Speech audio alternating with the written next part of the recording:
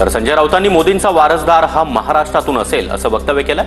पाहूया त्या संदर्भातल्या टॉप 9 बातम्या. मोदींचा पुढचा वारसदार महाराष्ट्रातून असेल आणि तो संघ ठरवणार, म्हणूनच काल मोदींना नागपूरला बोलवून चर्चा करण्यात आली. संजय राऊतांचं वक्तव्य. वारसदार कोण असतील ते राष्ट्रीय स्वयंसेवक संघ ठरवेल असं दिसतं या क्षण.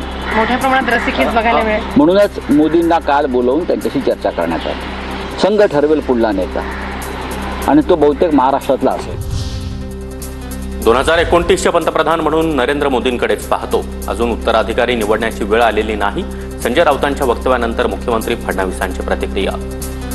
मोदीजींचा उत्तराधिकारी शोधण्याचं कुठलंही कारण नाही.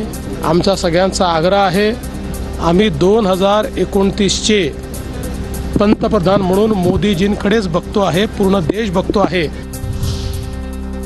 मोदींच्या उत्तराधिकाऱ्याचा आता प्रश्न कसा आला? संजय राऊतांच्या वक्तव्यावर संघाचे माजी सरकार्यवाह भैयाजी जोशी यांची प्रतिक्रिया. संघ परंपरेनुसार योग्य वेळी योग्य निर्णय घेईल असंही वक्तव्य. संघ के उत्तराधिकारी का भी सवाल ही कहाँ है?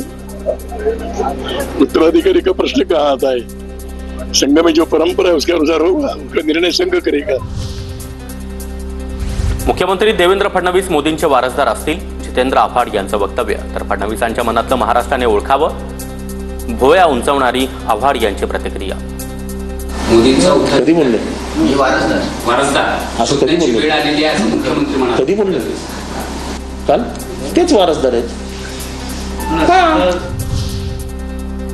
भाजपला याच आठवड्यामध्ये नवा अध्यक्ष मिळण्याची शक्यता. पक्षाच्या स्थापना दिनाआधी अध्यक्ष जाहीर करण्यावर भर असेल, सूत्रांची माहिती. भाजपच्या राष्ट्रीय अध्यक्षपदासाठी शिवराज सिंग चौहान, भूपेंद्र यादव, मनोहरलाल खट्टर, धर्मेंद्र प्रधान यांचं नाव आघाडीवर. संघाच्या सहमतीनंतरच अध्यक्षाच्या नावाची घोषणा होणार. भाजपच्या अध्यक्षपदी आपली व्यक्ती असावी अशी संघाची भूमिका. मोदींना सरसंघचालकांना भेटावं लागतं, त्यावरून भूमिका स्पष्ट. संजय राऊतांचा दावा. भारतीय जनता पक्षाच्या राष्ट्रीय अध्यक्षपदासाठी सुद्धा संघाची एक भूमिका आहे असं समोर आलेलं आहे आणि त्यानुसार संघाला हवी असलेली व्यक्ती भाजपच्या अध्यक्षपदी यावी ही भूमिका संघाची मला स्पष्टपणे दिसते.